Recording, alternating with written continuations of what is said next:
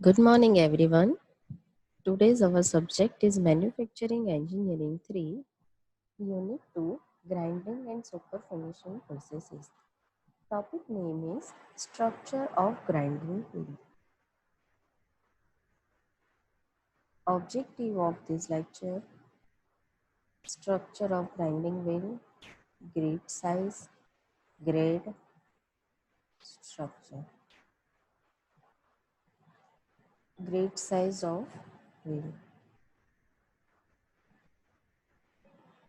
It refers to the actual size of the abrasive particles. The grain size is denoted by the number.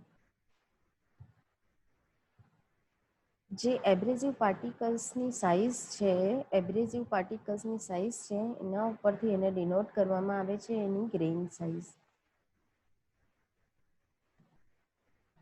The grain size affects material removal rate and the surface quality of workpiece in grinding.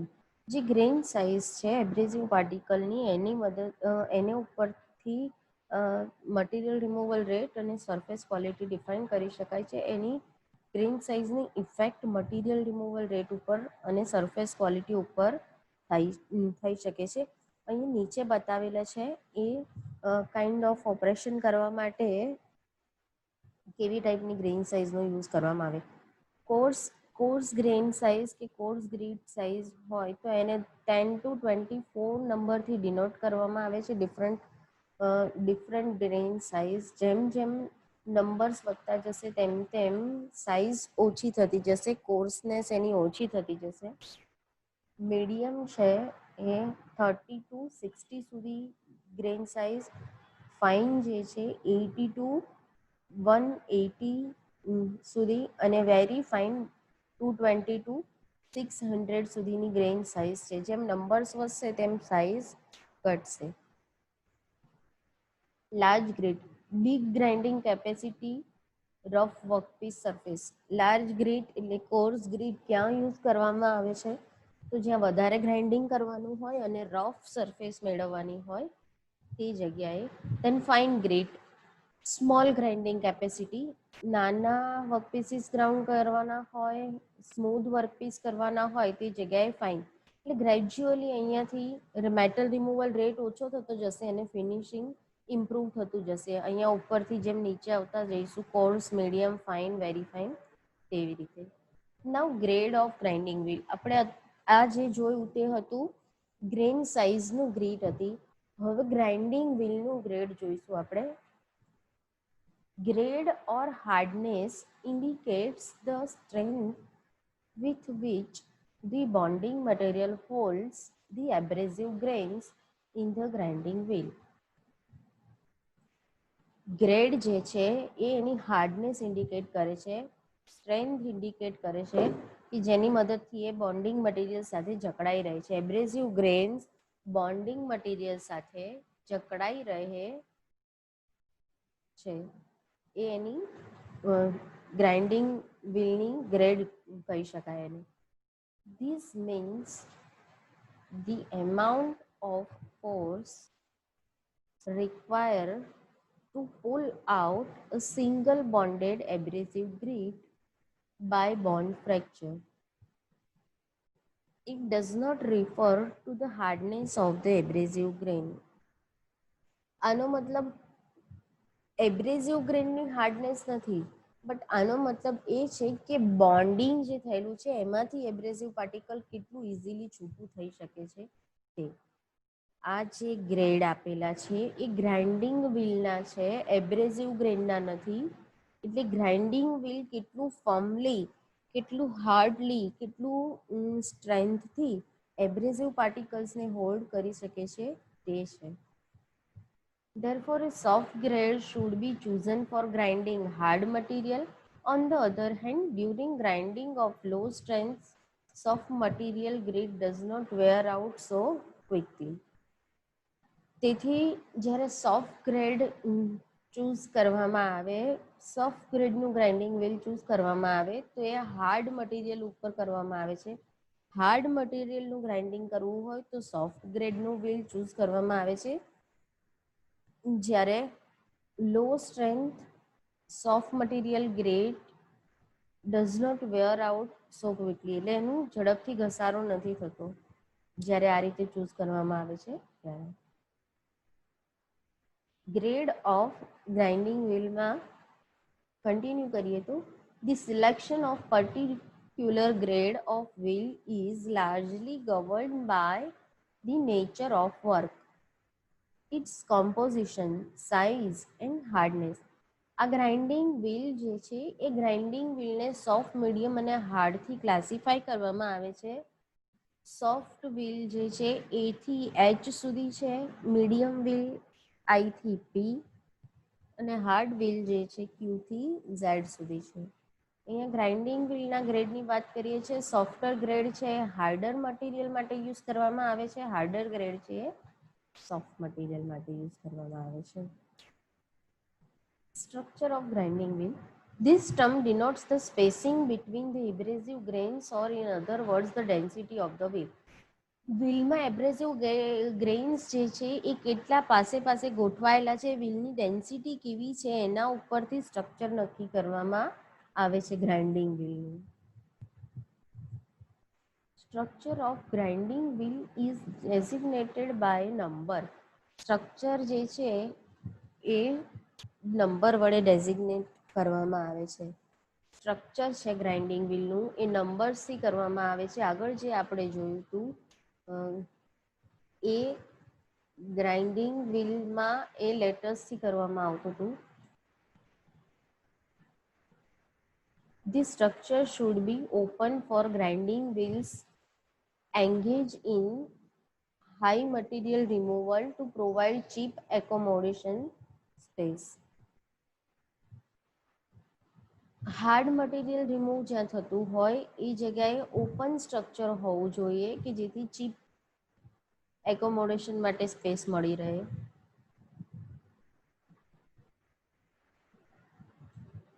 The space between the grids also serves as a pocket for holding grinding fluid. જે grinding wheel છે એમાં બે એબ્રેસિવ પાર્ટિકલની વચ્ચેની જે જગ્યા છે, space છે, એ pocket તરીકે યુઝ થાય છે કે જેથી ગ્રાઇન્ડિંગ ફ્લુઇડ એમાં થઈ શકે. On the other hand, dense structure wheels are used for longer wheel life for holding precision forms and profile. અહીંયા સ્ટ્રક્ચરનો જે ટાઈપ બતાવેલા છે ડેન્સ અને ઓપન. ડેન્સ સ્ટ્રક્ચર જે છે એ 1 to 8 નંબર સુધી છે અને એમાં જગ્યા ઓછી હશે, ડેન્સિટી વધારે હશે એટલે જગ્યા ઓછી હશે એબ્રેસિવ પાર્ટિકલ્સની વચ્ચે, બટ એ લોંગર લાઈફ માટે યુઝ થાય છે, એ લોંગર વ્હીલ લાઈફ માટે યુઝ થાય છે. અને ઓપન સ્ટ્રક્ચર જે છે એને 9થી આગળના નંબરથી ડિનોટ કરવામાં આવે છે, 9 ઓનવર્ડ્સ ડિનોટ કરવામાં આવે છે. ગ્રાઇન્ડિંગ વ્હીલની ડેઝિગ્નેશન આપેલી છે અહીંયા. ગ્રાઇન્ડિંગ વ્હીલની ડેઝિગ્નેશન અહીંયા આપેલી છે. અહીંયા આખો નંબર બતાવેલો છે 30A, 46H, 6V, XX. અહીંયા જે નંબર્સ અને લેટર્સ આપેલા છે એ બધા આખા ભેગા થઈને 30થી માંડીને અહીંયા 30થી માંડીને XX સુધીનો આખું ભેગું થાય ત્યારે જે બને એને ગ્રાઇન્ડિંગ વ્હીલની ડેઝિગ્નેશન કહેવામાં આવે છે. આ ડેઝિગ્નેશનમાં દરેક નંબર અને દરેક લેટર અલગ અલગ સાઇન ઇન્ડિકેટ કરે છે. માર્કિંગ સિસ્ટમ કહેવામાં આવે છે અને marking system for conventional grinding wheels as defined by ANSI standard આ અહીંયા બતાવેલું છે. તો અહીંયા ફર્સ્ટ આપેલું છે નંબર 30. નંબર 30 જે છે એ મેન્યુફેક્ચરર્સ સિમ્બોલ ફોર એબ્રેસિવ. આ એબ્રેસિવનો સિમ્બોલ છે જે મેન્યુફેક્ચરર હોય એના. એ ઓપ્શનલ છે, એ ના આપો તો પણ ચાલે ગ્રાઇન્ડિંગ વ્હીલની ડેઝિગ્નેશનમાં. પછી છે એ, તો એ છે એબ્રેસિવ ટાઈપ. આપણે ટાઈપ્સ ઓફ એબ્રેસિવ લર્ન કર્યા હતા લાસ્ટ લેક્ચરમાં, એમાંનો એક ટાઈપ છે એ. બરાબર. સી હોય તો સિલિકોન કાર્બાઇડ, અહીંયા એ છે તો એલ્યુમિનિયમ ઓક્સાઇડ. આફ્ટર ધેટ 46 છે ગ્રેઇન સાઇઝ છે. ગ્રેઇન સાઇઝ આપણે જોઈ ડિફરન્ટ ગ્રેઇન સાઇઝ છે. અહીંયા 46 આપેલી છે ગ્રેઇન સાઇઝ, જે મીડિયમ છે. ગ્રેઇન સાઇઝ મીડિયમ છે. 30 to 60 છે મીડિયમ માટેની રેન્જ. બરાબર, તો એના ઉપરથી આપણે કહી શકીએ કે આ મીડિયમ ગ્રેઇન સાઇઝની છે. એબ્રેઝિવ પાર્ટિકલની ગ્રેઇન સાઇઝ અહીંયા મીડિયમ છે. ધેન આફ્ટર એચ ગ્રેડ છે સોફ્ટ, મીડિયમ કે હાર્ડ ગ્રેડ, જે ગ્રાઇન્ડિંગ વ્હીલ છે એનો ગ્રેડ આપેલો છે. એચ જે છે મીડિયમ ગ્રેડમાં આવશે, સોફ્ટ ગ્રેડમાં આવશે. A to M સુધીના લેટર્સ છે સોફ્ટ ગ્રેડમાં આવશે. અહીંયા એચ આપેલો છે એટલે સોફ્ટ ગ્રેડમાં આવશે. આફ્ટર ધેટ 6 સ્ટ્રક્ચર માટે, વ્હીલના સ્ટ્રક્ચર માટેનું છે. અહીંયા 6 નંબર જે છે વ્હીલના સ્ટ્રક્ચર માટેનો આપેલો છે. ડેન્સ સ્ટ્રક્ચર છે 1 to 15 સુધી, વેરી ડેન્સ સ્ટ્રક્ચર છે એટલે 6 નંબર ડેન્સ સ્ટ્રક્ચર માટે યુઝ થાય છે. And after that bond type છે V. V is for vitrified bond. V is for vitrified bond. આ બધી જ વસ્તુ આપણે આગળ જોઈ ગયેલા છીએ. દેન ઓલ્સો અહીંયા એને ડિસ્ક્રાઇબ કરેલું છે. લાસ્ટ છે XX, a manufacturer's private marking for wheel. જે મેન્યુફેક્ચરર વ્હીલ બનાવે એણે પોતાનું માર્ક અહીંયા લાસ્ટમાં લખેલું હોય. આ ફર્સ્ટમાં છે એ એબ્રેઝિવના મેન્યુફેક્ચરર માટેનું છે, લાસ્ટમાં છે વ્હીલના મેન્યુફેક્ચરર માટેનું છે, અને એ બંને ઓપ્શનલ છે. આ વચ્ચેના 5 જે છે એ રિક્વાયર્ડ છે. એના વગર વ્હીલ ખબર ના પડે કઈ ડેઝિગ્નેશનનું છે.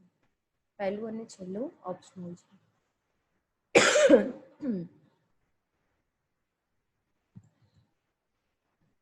આ ગ્રાઇન્ડિંગ વ્હીલ ડેઝિગ્નેશન અલગ છે થોડી પહેલા કરતા, બાકી આમાં પણ